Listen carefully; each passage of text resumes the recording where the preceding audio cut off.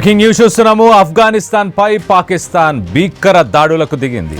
ఆఫ్ఘనిస్తాన్ సరిహద్దుల్లో నివాసాలపైన Pak air strikes ని చేసినట్టు తెలుస్తుంది.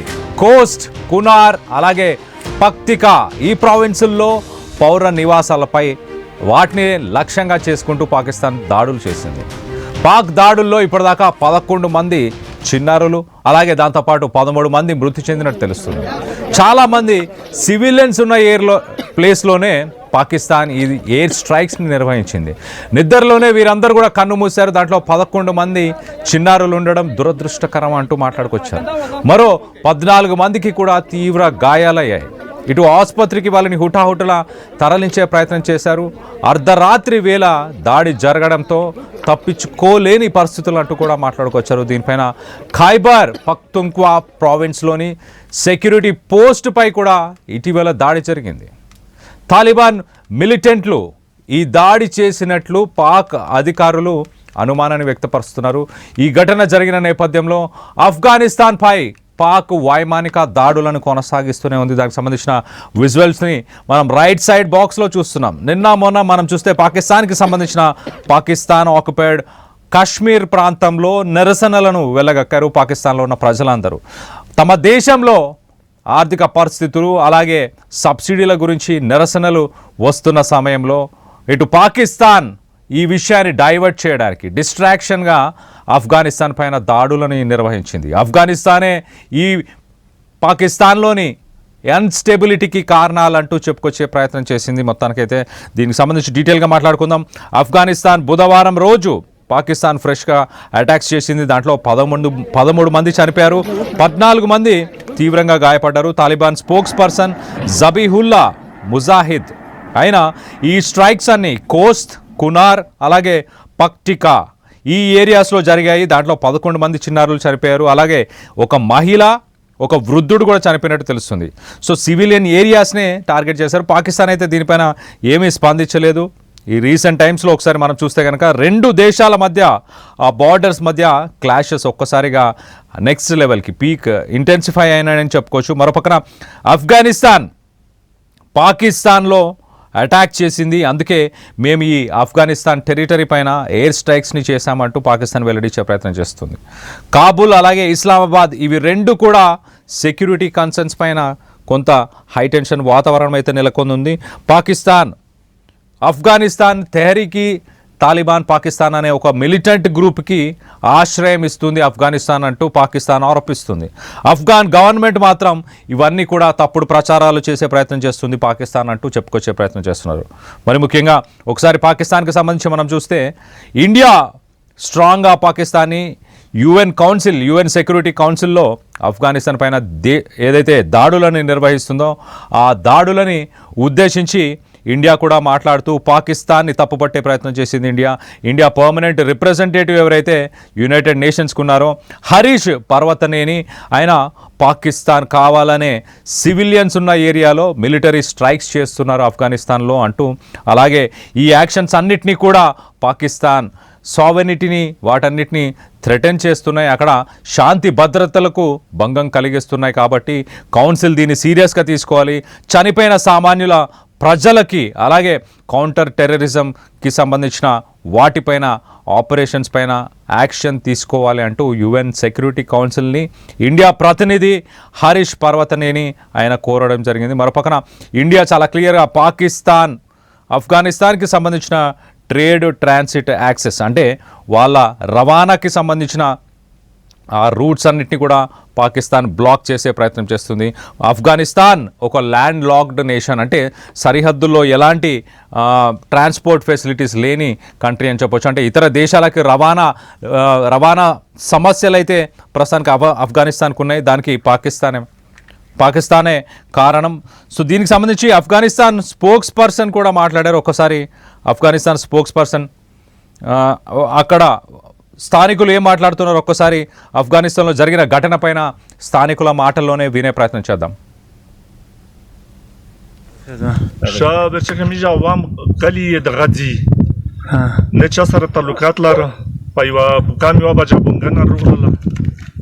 خپل د دنیا کارینه کې دغه دنیا ته پاتې شته په میږي بمبار وکړ وړ خل خبر نه وړه مشمان شهیدون کړل او دا کارینه توس وخت چې د دې اعلان کړل از ګنا په میش کې نشتا یي اوام د غدي ایوا بجا بونګنر لا په کام یو بجا بمبار اند وک او در مشمان شهیدون کړل د نره قبيله خدای بچ کړ څه کاروبار کې ته زه دا د ملک کاروبار کوم ملک خرڅوي او خلی خرڅوي ټول دنیا ته پاته دو د کور کې نور مال او دغه شی دا ختم شو کړه مولina غونډ ختم شو غاب به درځ نه ور دالوړي د دولې نه دي او بزدي دا به نه په دبځي کاړي کې دا ختم شو او دله چې کیم کړدا کړ بستا ختم شو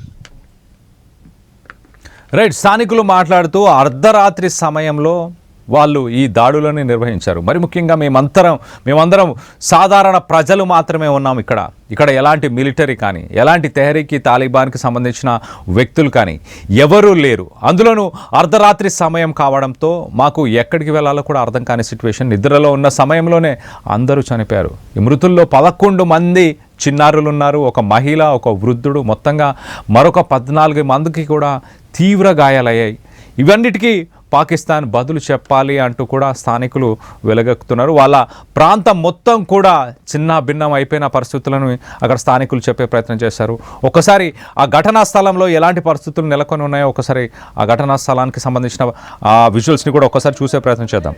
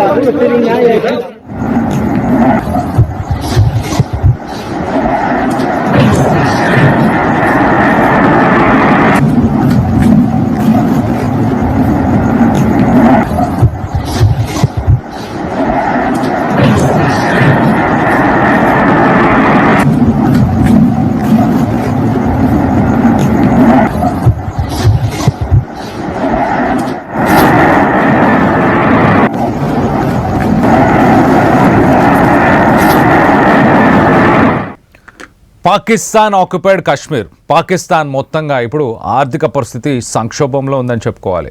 పెట్రోల్ డీజిల్ ధరలు ఆకాశాన్ని అంటాయి. అలాంటి పరిస్థితుల్లో ప్రజలకి సమాధానం చెప్పలేని పరిస్థితి అక్కడ ప్రభుత్వాలది. ప్రభుత్వం వెంటనే ఏం చేస్తుంది? ఇతర దేశాలపైన పడుతుంది. ఇండియా వీటన్నిటికీ కారణం అంటూ చెప్పే ప్రయత్నం చేస్తుంది.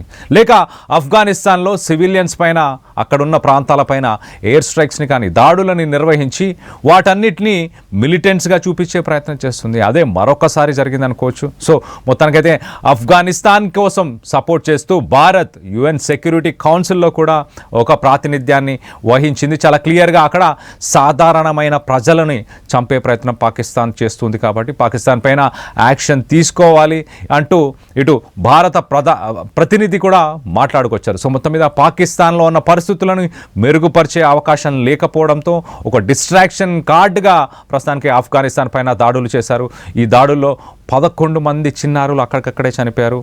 ఒక మహిళ అలాగే ఒక వృద్ధుడు కూడా చనిపోయినట్టు తెలుస్తుంది. ఇంకా 14 మంది తీవ్రంగా గాయాల పాలయ్యారు. ఆ స్థానికులు కూడా మేము పడుకున్న సమయంలో ఉన్నప్పుడు ఈ దాడులను నిర్వహించారు, ఏం చేయలేని పరిస్థితి, ఆ నిద్రలోనే చాలామంది చనిపోయారంటూ కూడా స్థానికులు చెప్పుకొస్తున్నారు. సో దీనికి సంబంధించి మీరేమనుకుంటున్నారు? మీ అభిప్రాయాలను కింద కామెంట్ రూపంలో తెలియపరచండి. పాకిస్తాన్ ఆర్థిక సంక్షోభాన్ని తప్పించుకోవడానికి ఆ ప్రభుత్వం ఆ ప్రజలకి సమాధానం ఇవ్వలేకే ఇలాంటి పనులకు పూనుకుంటుందని మీరు అభిప్రాయపడుతున్నారా?